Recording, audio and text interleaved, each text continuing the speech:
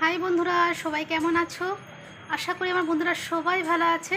বন্ধুরা সবাই ভালো থেকো, সুস্থ থেকো। আজকে তো বন্ধুদের সঙ্গে সকাল থেকে একবারও কথা বলতে আসা হয়নি। আর কি বলবো, আমাদের এখানে না সকাল থেকে আবহাওয়াটা ভীষণ খারাপ। সমানে বৃষ্টি হচ্ছে, বৃষ্টি থামার নামগন্ধ নেই, বুঝেছো?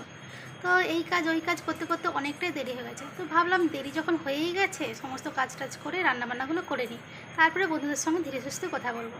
কি ঠিক করে নিই বলো? তো যাই হোক বন্ধুরা, চলো আজকে কি রান্না করেছি তোমাদেরকে দেখাই। আজকে আমি রান্না করেছি ওল সেদ্ধ। আর তোমাদের ভাইপো ওল সেদ্ধ বলেছে আমি খাবো না, সেই জন্য তোমাদের ভাইপোর জন্য একটু আলু সেদ্ধ করেছি। আর রয়েছে শাক ভাজা। এটা কিন্তু যেই সেই শাক ভাজা নয়, এটা রয়েছে সাত শাক ভাজা। অবশ্যই রয়েছে ভাত আর কাগজি লেবু, রয়েছে ঘি, রয়েছে ঘি।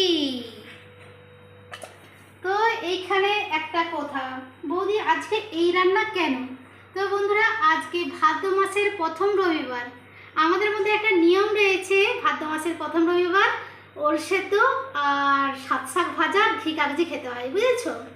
তো তোমাদের ভাইপো যেহেতু ওল সেদ্ধ খাবে না বলেছে, নিয়ম রক্ষে একটু খাবে, ওর জন্য কি বলে তো ওল সেদ্ধের মধ্যে একটা আলু কুটে দিয়ে দিয়েছিলাম, ওর জন্য একটু আলু মাখা করেছি, বুঝতে পেরেছো? তো তোমাদের কোন কোন বন্ধুর বাড়িতে এই নিয়মটা আছে প্লিজ আমাকে একটু কমেন্টস করে জানাও। তো চলো বন্ধুরা, এখন একটু ভাতটা বেড়ে নিই। তো বন্ধুরা, মা ছেলের ভাত বেড়ে নিয়ে বসে গেছি, দেখো। আর এই যে পাতে এবারে দিয়ে দেবো 1 চামচ করে ঘি। গরম ভাতে ঘি কিন্তু দারুণ লাগে, তাই না? এই দেখো ঘি নিয়ে নিয়েছি, এইবারে খাওয়া শুরু হবে। এটার সঙ্গে কি বলো তো, একটু মাছ ভাজা হলে ভালো হতো, তাই না? আলু সেদ্ধ, কাগজি লেবু আর মাছ ভাজা ঘি, ভালো লাগে না? আর লোভ দিও না। হ্যাঁ, তোমাদের ভাইবা বলছে আর লোভ দিও না। সত্যি কিন্তু মানে গরম গরম ভাত, আলু সেদ্ধ আর একটু ঘি থাকবে, কাগজি লেবু থাকবে আর গরম গরম মাছ ভাজা, আর যা লাগে না গো। এই মানে বলছি, আমার আগের কথা মনে পড়ে যাচ্ছে, জানো তো? আমি যখন পড়াশোনা করতাম তখন মানে প্রত্যেক দিনই কিন্তু আমি এই আলু সেদ্ধ আর ঘি আর মাছ ভাজা দিয়ে ভাত খেয়ে স্কুলে যেতাম। আমাদের তো মিষ্টির দোকান, মাকে প্রত্যেক দিনই সকালে দোকানে যেতে হতো।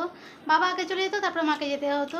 তো মা দোকান থেকে এসে হুড় পা দুধদার করে কী করতো বলো তো, ভাত বসিয়ে দিত, ভাতের মধ্যে একটা আলু দিয়ে দিত, বুঝেছো? তো ভাতটা বেড়ে ঠান্ডা করতে দিল, আলুটা কোনো ক্রমে মাখিয়ে আমাকে ধরিয়ে দিত। তারপরে কী বলতো, আমি খেতাম, তা করতে করতে মা এক টুকরো মাছ ভেজে আমাকে দিত। এবারে স্কুল থেকে এসে এবারে যত তরি তরকারি মা রান্না করতো তখন খেতাম, বুঝেছো? কিন্তু স্কুল যখন যেতাম তখন কিন্তু প্রত্যেক দিন এমন কোনো দিন বাদ হয়নি যে আমি ঘি মাছ ভাজা আর আলু সেদ্ধ দিয়ে ভাত খেয়ে যাইনি, কোনো দিন এরকম হয়নি।